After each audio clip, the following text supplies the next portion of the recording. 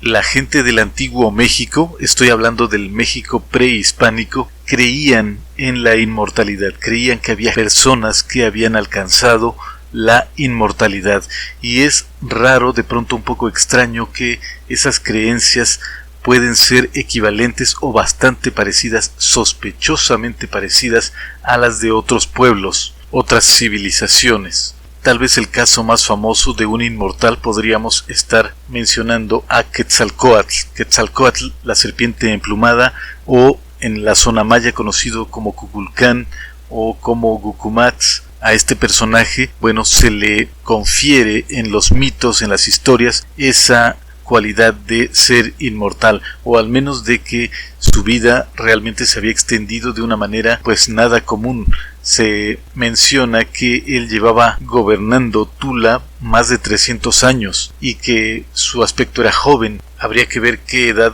habría representado, pero recordemos que en la antigüedad, o hace unos cientos de años, la esperanza de vida en general de las personas en todo el mundo era probablemente de unos 40, 50 años, y ya podría ser considerada anciana una persona de esa edad, porque pues no había las condiciones que ahora hay en cuanto a salud. Y sí, había gente que llegaba a vivir hasta 70, 80, yo qué sé, años, pero podemos mencionar también el hecho de que en otras mitologías se habla que entre más antiguo era más el tiempo que la gente vivía, pero refiriéndonos a la antigüedad reciente, o sea, ahora sí que parece contradictorio, ¿verdad? La antigüedad reciente, pues es que hay antigüedad que se pierde hacia atrás en el tiempo, pero la antigüedad de hace unos 500, 600, 800 años, que es relativamente reciente, pues la gente en verdad no tenía una esperanza de vida muy grande. Entonces pensemos que para la gente de hace unos 500, 800 años o 1000 años era realmente mucho el llegar a vivir 50 años. Entonces, ¿qué edad habrá representado Quetzalcóatl? La verdad no lo sé, pero se menciona en el mito que cuando llegó a destruirlo, porque lo andaba buscando otro dios, otra divinidad, otra persona más o menos de su nivel, o probablemente incluso superior, que es Tezcatlipoca, este último llega a Tula. Tula, algunos piensan que es Tula Hidalgo, la ciudad que aún se puede visitar en la actualidad,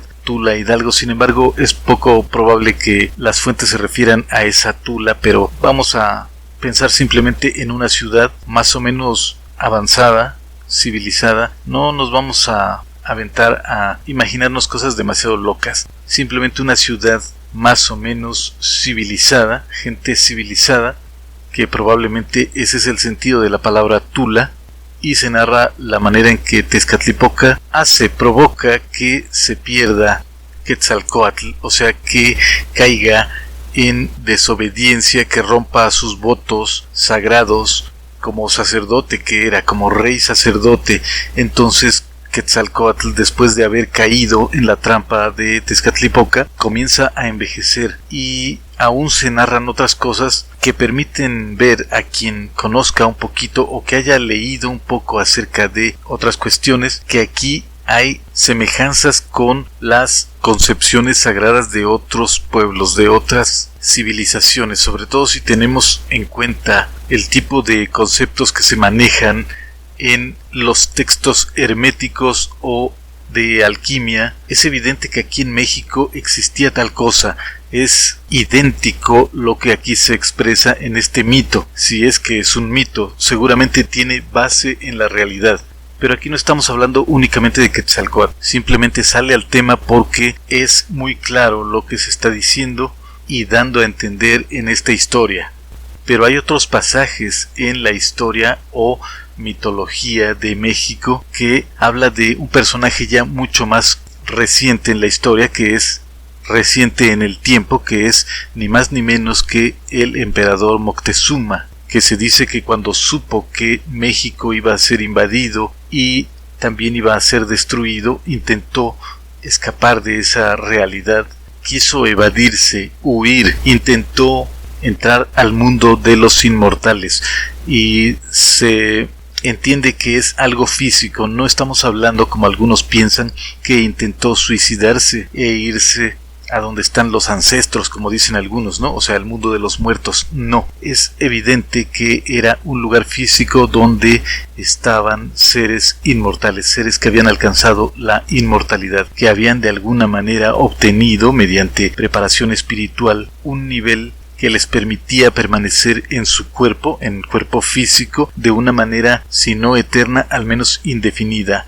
mucho más larga que la vida que podría tener un hombre normal. Esto nos lo narra Fernando Alvarado Tesosomoc en su Crónica Mexicana. Nos dice que la entrada a este lugar donde estaban los inmortales era una cueva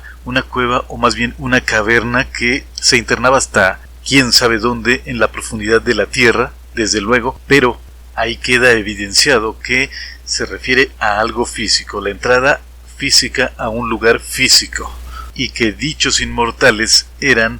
personas que vivían en su cuerpo físico. Hay que remarcar eso porque estamos hablando de la inmortalidad física que muchos en la antigüedad y muchas civilizaciones, muchos pueblos buscaron, y desde luego no somos la excepción. En la actualidad también se está buscando ya por otros medios tecnológicos, y también desde luego no falta quien lo haga por la vía espiritual, pero actualmente la gente, la comunidad científica está buscando la manera de lograr esto para el ser humano.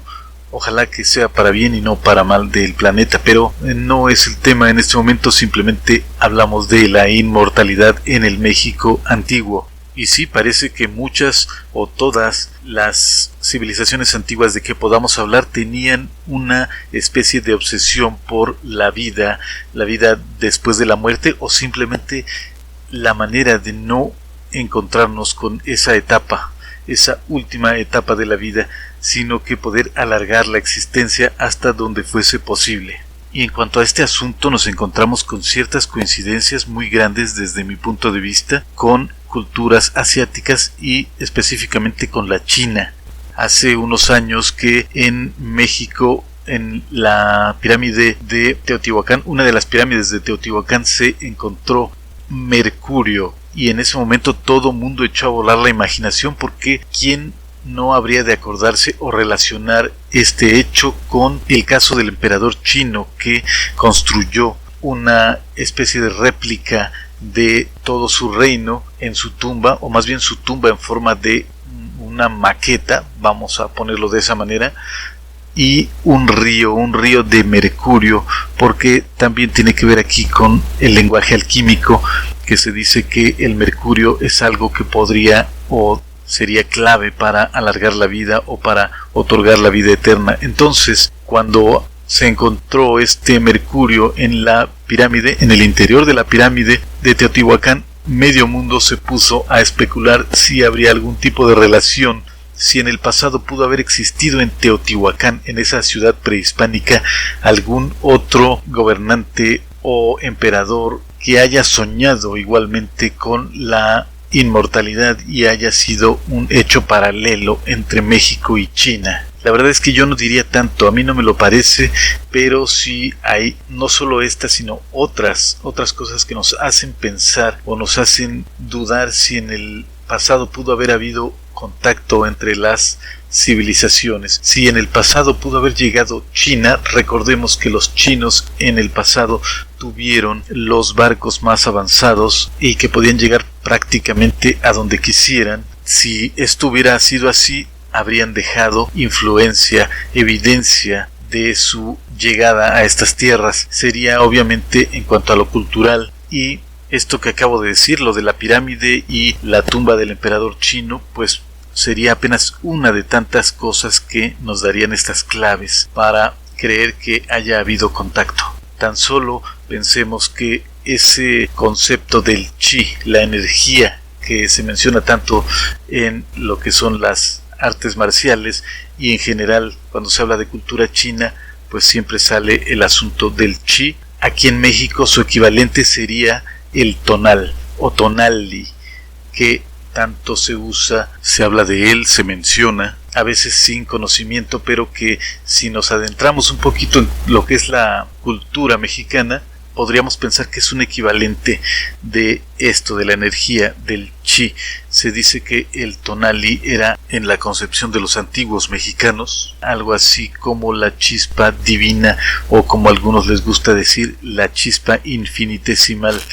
la chispa solar, una especie de partícula de energía del sol que habita el cuerpo humano y pues sería algo así como el espíritu. Si aparte de eso puntualizamos que los aztecas, los toltecas, los mayas y otras culturas mesoamericanas prehispánicas manejaban mucho la idea de la dualidad, así como en el taoísmo, y no solo eso, sino que hasta tenían símbolos muy parecidos al famoso yin y yang, entonces muchos podrían creer que efectivamente está probada la presencia china en el pasado prehispánico, en el pasado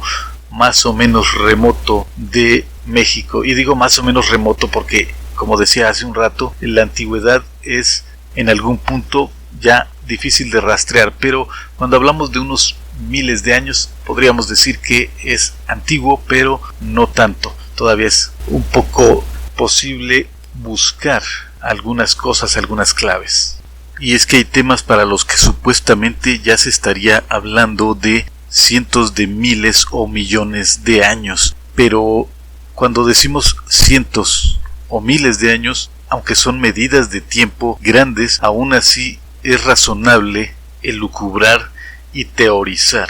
Luego las pirámides mexicanas, o más bien dicho basamentos piramidales mexicanos,